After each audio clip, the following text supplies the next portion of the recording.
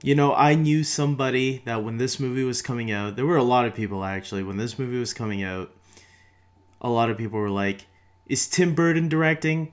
I was like, no, it's some guy named Christopher Nolan. And seriously, there were people saying, Psh, if it's not Tim Burton, I don't care. Hey everybody, this is David, and today I'm going to be talking about one of my all-time favorite films, Batman Begins. This is the movie that started it all, the trilogy that, in my opinion, is one of the greatest trilogies of all time. This is the one that starts it, and I wanted to talk about it. I wanted to take a look back and talk about that trilogy. So, here we go. So let's start off with Christian Bale as Batman. He is Batman in this movie. In my opinion, the best actor to portray Batman right now. Look, whatever you want to say about his Batman voice, I get it. A lot of people don't like his grisly Batman voice. Me, personally, I don't mind it. I will admit in this one, at times, it does get, in all three movies, it does get a little bit distracting.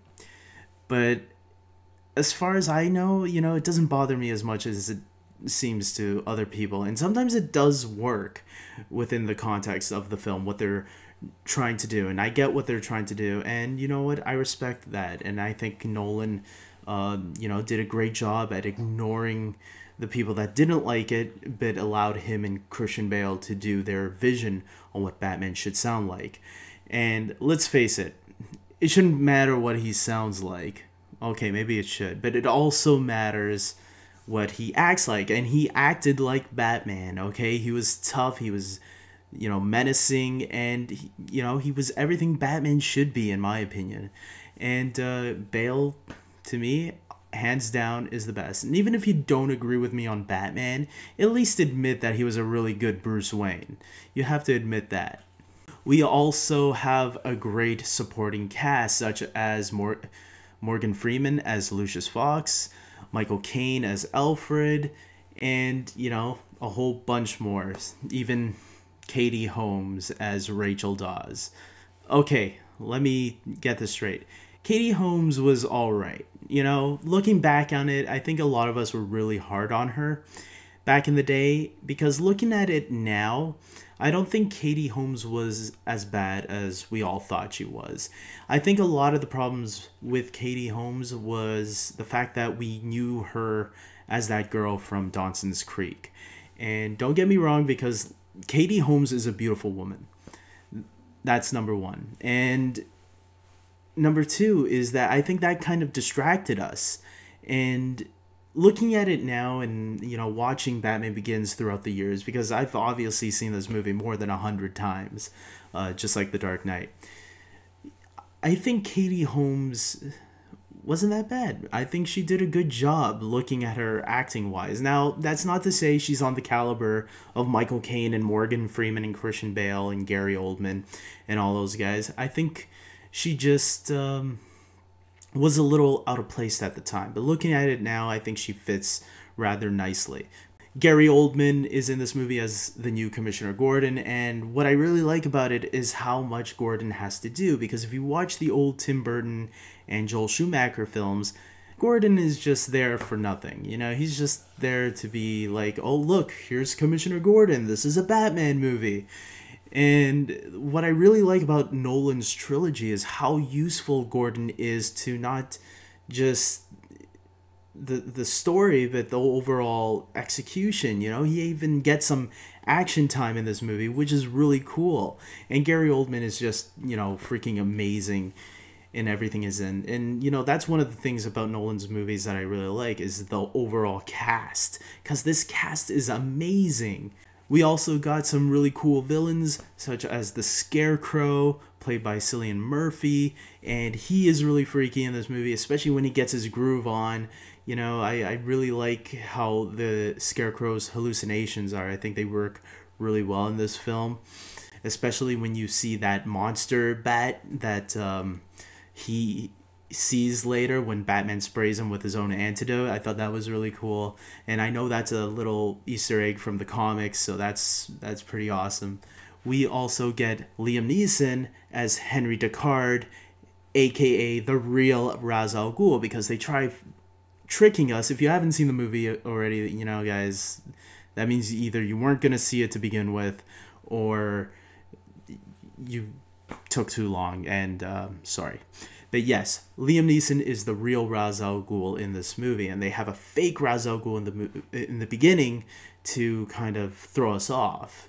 It was because Nolan wanted, you know, fans to be surprised with everything as well. And, you know, when you hear Liam Neeson and Ra's al Ghul in the same movie, I think a lot of fans kind of guessed in the beginning that he was the real Ra's al Ghul, and that Ken Watanabe was going to be the decoy. And it turned out that way towards the end of the film. And Liam Neeson, when he turns, he is badass, because in the beginning, he's this mentor to Bruce Wayne, you know? He's the one that trains him and brings him in. And when he turns, it really gives the movie a big weight on it, because it's like, wow, man, the guy that trained him in the beginning and taught him, kind of like a second father to him, turns on him. And when Liam Neeson turns, he is badass, because it's a role we never really saw Liam Neeson play before. At least I haven't, because every movie I've seen before Batman Begins, that came out before Batman Begins, Liam Neeson was always the good guy, you know? So to see him play the bad guy, it was like, wow. I really like to think that this was the movie that really started his take on the action genre, because I think Taken came out like 2-3 years, maybe 3-4 years later after Batman Begins. So who knows? Maybe not, but he is definitely badass in this movie, and definitely one of my all-time favorite villains in a superhero movie. The weakest part about the movie, I will say, is probably the action sequences. I feel the action sequences are definitely a weak link in Batman Begins, and I feel like Nolan does improve on them a little bit in The Dark Knight and The Dark Knight Rises. But yeah, Batman Begins is the weakest, because when it comes to the action sequences, because they do a lot of this shaky cam stuff that kind of gets you a little bit dizzy and nauseous after a while. And yeah, Nolan's not really great at the physical action sequences, but I will say the best action sequence in this movie is the car chase through Gotham, when the police are chasing the Tumbler, or the Batmobile.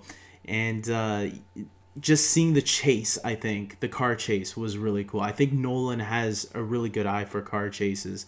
Whoever he got on that anyways, if it was second unit or something, they did a great job with that. And I think that's one of the strengths of the Dark Knight trilogy, is the action sequences with the cars, because I think they are executed really well and really exciting. And Batman Begins, just remember when the Tumbler went on the rooftops and everything, and the cops are like yelling at each other. They don't know what the hell this guy is or how he's doing this. Batman is badass during these scenes for sure, hands down. I mean, even I wanted a Tumbler after this movie. The movie, I think a lot of us have to remember that this movie had a lot going on for it, because this movie came out in 2005, June 15, 2005. And there was, this is when superheroes were starting to edge out, starting to come out and show how good they can be. And I think Batman Begins, even though people will credit The Dark Knight and Iron Man for that more, it was really the first X-Men movie, and then Batman Begins took it to the next level. And, I think, X-Men and Batman Begins should both be credited a lot more. I think there are people like me that do credit both of them a lot. Nolan also had the challenge to not just, try to make superheroes cool, but to also try to make Batman look cool again, because the movie that came out before this was Batman and Robin, and I think that really tarnished the Batman franchise a little bit.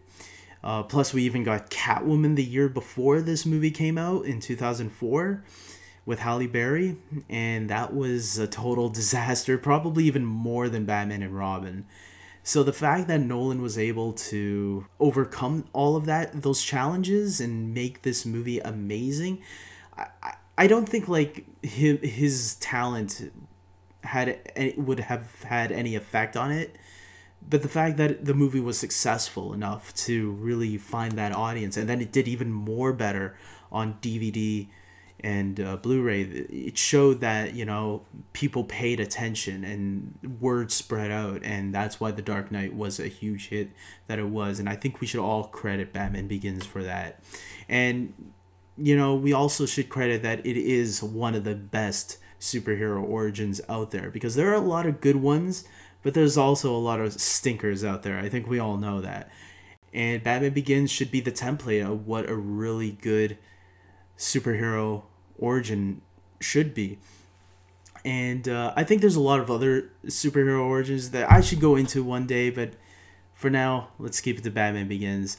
So I'm wrapping this up, guys. I am giving this a 9 out of 10. It is almost a perfect movie. And maybe I'll get to The Dark Knight one day. I don't know. We'll see. But until then, guys, if you haven't seen Batman Begins, go check it out. This movie, to me, I think it will stand the test of time and always be remembered as one of those great ones. And if you have seen the movie, go check it out again. I just did, and it still holds up. It's still awesome. I check it out at least once every year for sure. And until next time, guys, take care.